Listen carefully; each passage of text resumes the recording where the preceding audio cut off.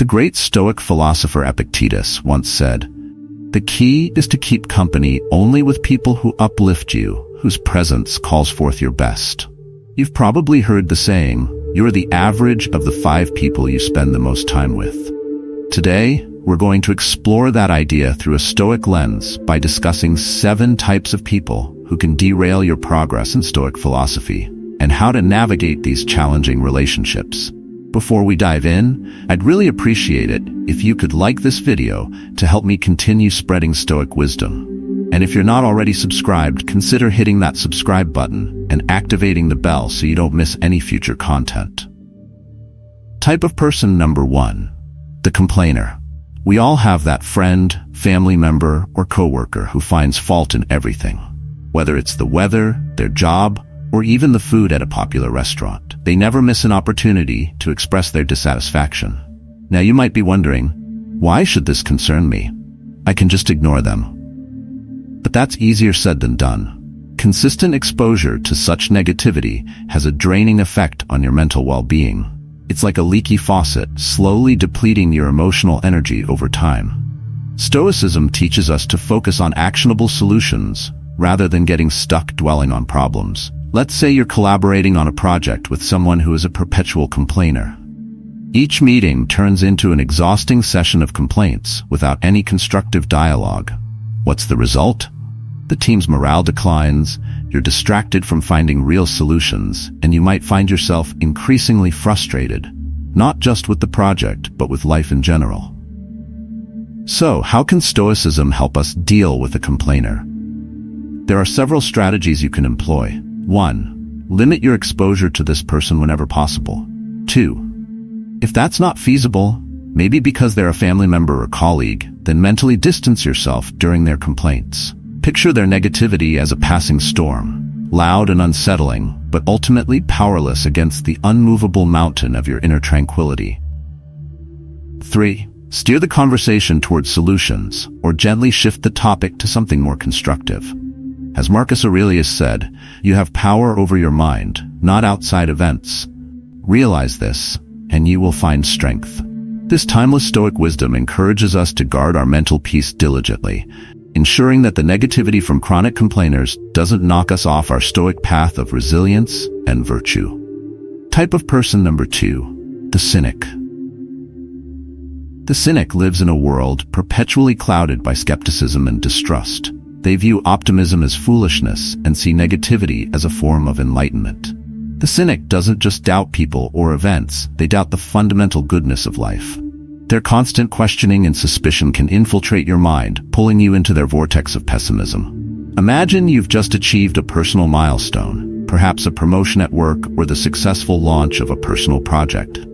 You share your excitement with a Cynic, only to be met with responses like, "Don't get too comfortable, it probably won't last." Or, "They're probably giving you more responsibility because they plan to fire you soon." This attitude not only dampens your joy but seeds doubt where none existed before. Their worldview is contagious, subtly convincing you that your hard-earned accomplishments are fleeting or worthless. How can Stoicism help you deal with the Cynic? Stoic philosophy urges us to guard our minds against external influences, especially those that cloud our judgments and shake our inner tranquility. Epictetus said, "It is not what happens to you, but how you react to it that matters." Cynicism is their way of reacting to life, not yours. When you encounter a Cynic, it's important to recognize their behavior as a reflection of their inner turmoil and not a reflection of reality. The Stoic practice of cognitive distancing is particularly useful here. Treat their words like a distant storm cloud, there but irrelevant to your internal weather. Avoid engaging with their pessimism by acknowledging their comment without letting it change your perspective. If possible, steer conversations toward more productive subjects, asking open-ended questions that encourage a solution-focused approach. But most importantly, Stoicism teaches us to remain steadfast in our belief in virtue, goodness, and the possibility of change. Just because the Cynic can't see the light, doesn't mean you should dim yours. Type of person number 3, the drama seeker. Drama seekers thrive on chaos. They magnify small issues into full-blown crises, sucking in everyone around them like emotional whirlwinds. Their lives seem to consist of a never-ending series of exaggerated conflicts, personal catastrophes, and interpersonal strife, and they want you to join in on their turmoil. These individuals tend to center their emotional experiences around themselves, making everything bigger and more dramatic than it actually is. Consider a scenario where a colleague constantly stirs up office tension. A simple disagreement over how to handle a project turns into a massive ordeal, with accusations flying and emotional outbursts escalating. Over time, your own productivity plummets because you're constantly being drawn into these emotional dramas. Stoic wisdom, which teaches us to pursue inner peace, is easily overshadowed by their theatrical storms. How does Stoicism help in managing the drama seeker? Seneca famously said, "We suffer more in imagination than in reality." Drama seekers live in this imagined suffering, and they want to drag you in with them. The key to dealing with drama is not to feed into it. When you engage, even if it's just by listening, you validate their exaggerated worldview. Practice emotional detachment. Picture yourself as an observer standing by a raging river. You see the turmoil, but you aren't swept away by it.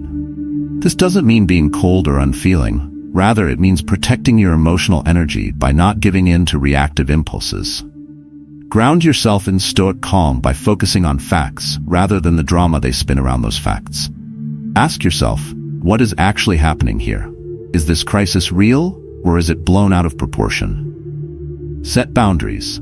If the drama becomes excessive, calmly withdraw from the conversation or interaction. Refuse to contribute to the escalating emotional energy. You can respond with empathy, but not engagement. I understand you're upset, but I think this situation will resolve itself. Let's focus on what we can do to move forward. Type of person, number 4, the envious. The envious person sees others' success as their own personal failure. They might not vocalize their envy outright, but their subtle remarks, passive-aggressive behavior, or attempts to one-up you reveal their underlying discontent. Envy, in its essence, is corrosive. It eats away at relationships, creating an atmosphere of competition rather than cooperation. You might have a friend who, instead of celebrating your successes, minimizes them or immediately shifts the focus to their own achievements. When you get a promotion, they point out how much harder their job is. When you mention your latest accomplishment, they change the subject to something they've done, attempting to overshadow your achievement. How does Stoicism guide us in handling envy? Envy reflects a misunderstanding of value and self-worth. Stoicism teaches us that true worth comes from virtue, not external achievements or accolades. Marcus Aurelius wrote, "The happiness of your life depends upon the quality of your thoughts." When someone expresses envy, they reveal that their thoughts are focused on externalities, things beyond their control. Recognize that their envy isn't about you. It's about their own insecurity and dissatisfaction with their life. Instead of feeling threatened or upset, approach them with compassion. You might say something like, "I appreciate your perspective, but we're all on different paths, and I believe there's enough success to go around." If their envy becomes toxic, it's okay to limit your interactions with them. Protecting your peace and your achievements doesn't mean cutting people off entirely. It means creating emotional boundaries where necessary. Type of person, number 5, the manipulator. Manipulators are masters of subtlety. They use charm, guilt, or pressure to steer your decisions, often without you even realizing it. Their tactics can be hard to detect because they often come cloaked in friendliness or concern. However, over time, the manipulator's influence erodes your sense of autonomy, leaving you confused about whether you're making choices based on your own desires or theirs. Picture a situation where a manipulative coworker subtly influences you to take on more responsibilities. They frame it as a favor, maybe even flattery, but in reality, they're offloading their work onto you. Over time, you start to feel used, even resentful, but you're not sure how it all happened. How does Stoicism help us see through manipulation? Epictetus emphasized the importance of self-awareness, stating, "Know first who you are and then adorn yourself accordingly."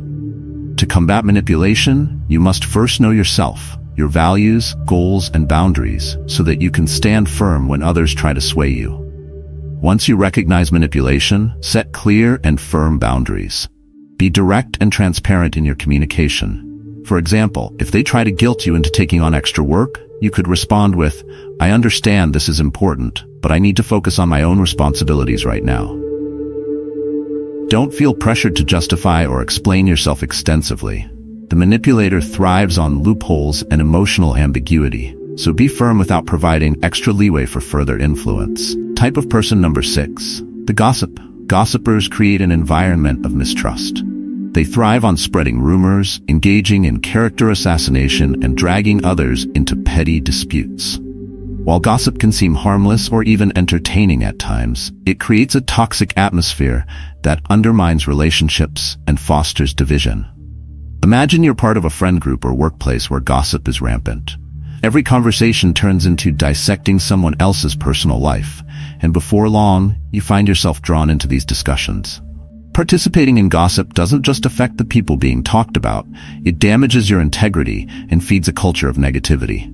How do Stoics handle gossipers? Stoicism teaches us to focus on what is true, good, and within our control. Marcus Aurelius said, "If it is not right, do not do it. If it is not true, do not say it." Gossiping runs counter to Stoic virtues like wisdom, justice, and temperance. The best way to deal with gossip is to rise above it. Refuse to engage. If you find yourself in a conversation where gossip arises, steer it towards something constructive. For instance, if someone is speaking negatively about a colleague, you might say, "I'm not sure about that, but I'd rather focus on how we can support them." This redirects the energy towards something positive without being confrontational. If the gossip is persistent, remove yourself from the environment. Your silence speaks volumes, signaling that you won't participate in discussions that undermine others. Type of person number 7, the angry. The angry person is quick to lash out, often over trivial matters. Their anger is a fire that burns bright and fast, and it can scorch anyone who comes too close. While anger is a natural human emotion, Stoics believe that unchecked anger is one of the most destructive forces. It clouds judgment, disrupts relationships, and leads to regretful actions. Imagine dealing with a family member or colleague who has a volatile temper. One minute, everything is fine, and the next, they're yelling over something insignificant.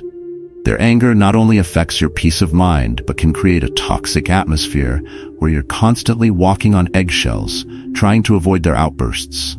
How does Stoicism guide us in responding to anger? Marcus Aurelius advised, "The best revenge is not to be like your enemy." Anger begets anger, and responding in kind only escalates the situation.